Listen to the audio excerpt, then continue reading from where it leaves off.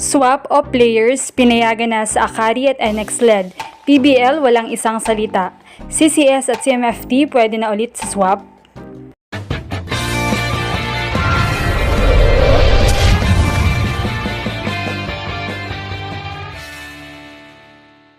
What's up, Volleyball Nation? Welcome back to my YouTube channel.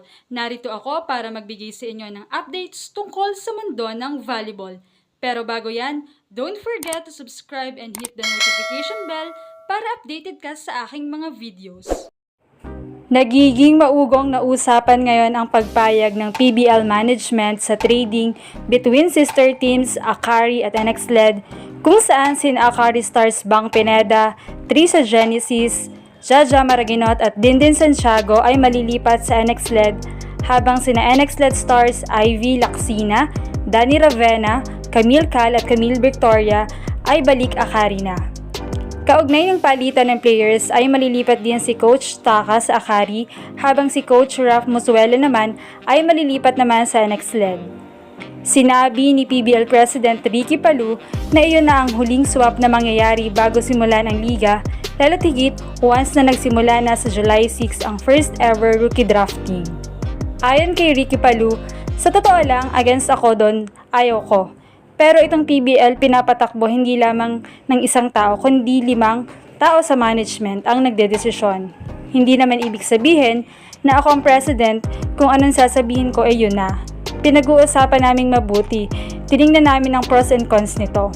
But then, this happened with Akari and they are saying now na wala pa kasi tayong rules na black and white. I said that's beside the point. We already informed you, but they said they will contest that. They don't have anything to show for that. Talagang naging mainit ang argumento namin dito at pinagbutuhan namin ito at natalo ako sa boto ko. Pagpapahayag ni Palou. Muli namang binalikan ang pag-transfer ni na CMFT Stars, Dandan Lazaro and Bea De Leon sa kanilang sister team na Creamline. Ayon kay Palou, tutol talaga ako doon. Sinabi ko na hindi natin papayagan ang pag-transfer ng players from Choco Mucho to Creamline. Hindi na natin to iaalaw pa o papayagan pa ngayon. Dahil dito ay umani ito ng batikos na akala ng marami ay last na ang paglipat ni na Bea at Dandan sa sister teams. Pero bakit pinayagan ito? Wala raw paninindigan o isang salita ang PBL management at up until now ay hindi raw maayos ang pagpapatakbo nito. Hiling naman ng marami na kung nangyari ito, isa na naman ang rule na drafting ay maging successful sa darating na July. Anong masasabi niyo rito? Leave a comment below. Thank you for watching and don't forget to subscribe.